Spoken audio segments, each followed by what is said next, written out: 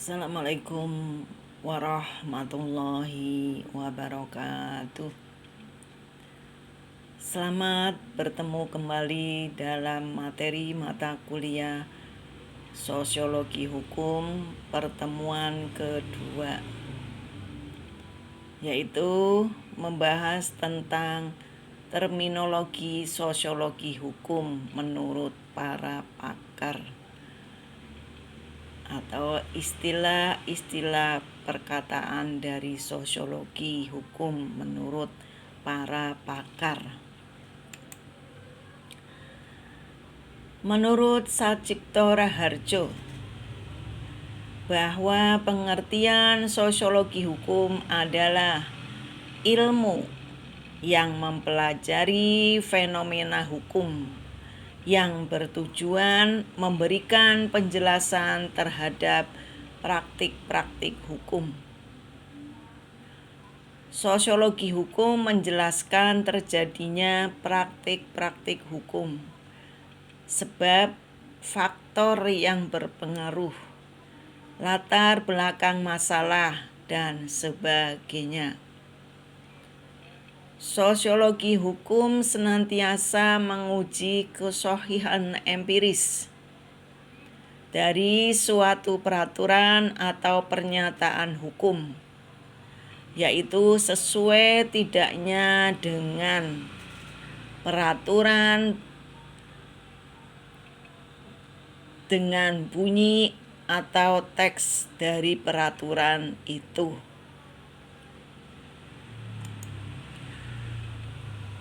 Objek utama sosiologi hukum lainnya adalah stratifikasi.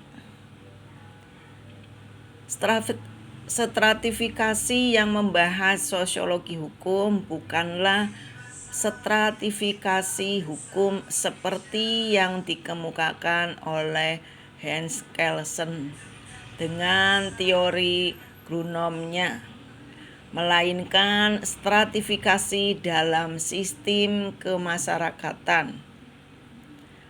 Dalam hal ini dapat dibahas dampak adanya stratifikasi sosial terhadap hukum dan pelaksanaan hukum.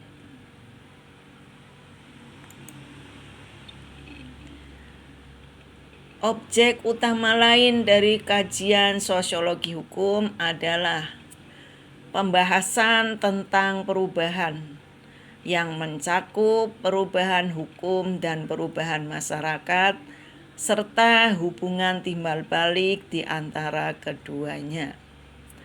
Salah satu persepsi penting dari kajian sosiologi hukum ialah perubahan yang terjadi dalam masyarakat dapat direkayasa.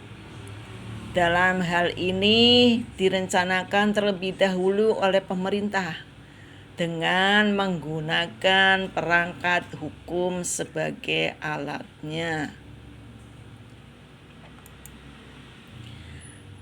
Sejarah lahirnya sosiologi hukum sebagai mata kuliah. Sebelum tahun 1976 di Unpad atau Universitas Padjadjaran lahir suatu mazhab yang digagas oleh Muchtar Kusumaatmadja yang waktu itu sebagai Menteri Kehakiman dan Guru Besar Universitas Padjadjaran. Diminta untuk menyusun konsep hukum yang mendukung pembangunan oleh Bappenas. Maka dari itu kemudian lahirlah konsep pembinaan hukum. Konsep pembinaan hukum menurut Muchtar Kusumaatmadja diantaranya yaitu hukum tidak meliputi asas dan kaidah yang mengatur kehidupan manusia dalam masyarakat, termasuk lembaga dan proses di dalam mewujudkan kaidah itu dalam kenyataan. Yang kedua, Hukum adalah keseluruhan kaidah dan asas yang mengatur kehidupan masyarakat, termasuk lembaga dan proses dalam mewujudkan berlakunya hukum. Pada pengertian yang pertama, kata kaidah mengandung makna yaitu undang-undang normatif atau positivisme.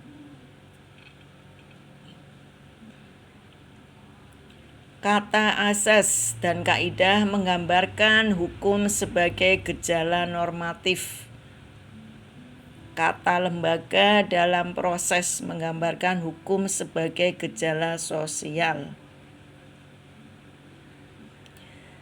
Gejala sosial adalah gejala-gejala yang terdapat dalam masyarakat yang berkaitan dengan kebutuhan pokok manusia, yaitu diantaranya kemakmuran, kekuasaan, kedudukan, keadilan, kepastian, kegunaan, dan kebahagiaan.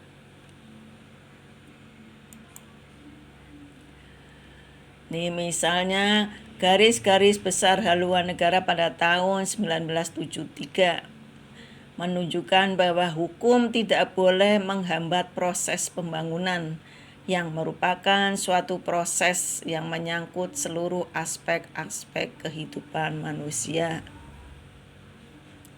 GBHN 1978. Hukum dapat berfungsi sebagai sarana pembaharuan.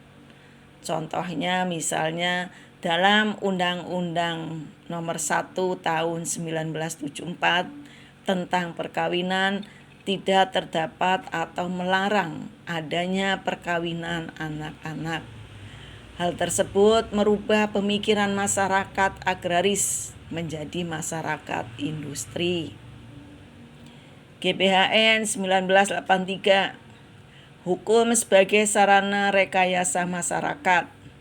Contohnya dalam Undang-Undang Hak Cipta, di mana hal tersebut merubah pemikiran masyarakat industri menjadi masyarakat informasi. Demikianlah secara garis besarnya uraian mengenai terminologi sosiologi hukum. Nanti kalian bisa lebih jelasnya membaca di dalam deskripsi materi. Terima kasih. Wassalamualaikum warahmatullahi wabarakatuh.